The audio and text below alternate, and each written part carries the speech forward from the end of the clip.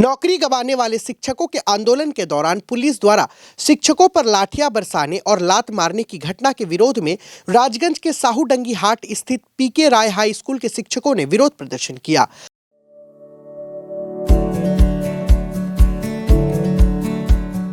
Pamper, not just a hospital, but a mother.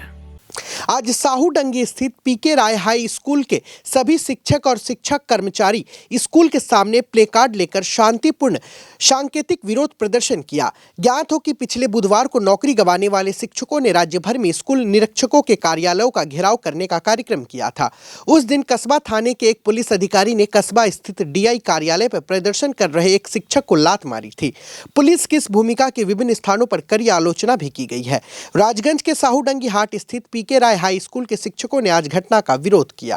गत बुधवार চাকরিহারা আমাদেরই সহকর্মী যারা সুপ্রিম কোর্টের রায়ে এখন বর্তমানে চাকরিচ্যুত অবস্থায় আছেন তাদের উপরে নির্মমভাবে পুলিশের লাঠি এবং লাথি যেটা আমাদের সবার বুক কাঁপিয়ে দিয়েছে।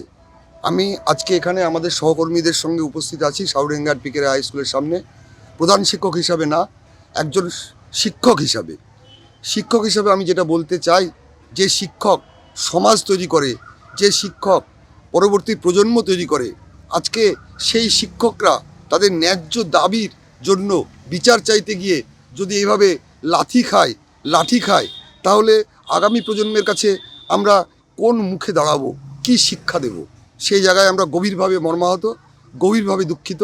সেই দুঃখের জায়গায় সেই মর্মাহত জায়গায় দাঁড়িয়ে আজকে সাউডাঙ্গি হাট পিকে হাই স্কুলের সকল শিক্ষক শিক্ষিকা শিক্ষাকর্মীরা আমরা একটা ছোট্ট প্রতীকী প্রতিবাদে সম্মুখীন হয়েছি।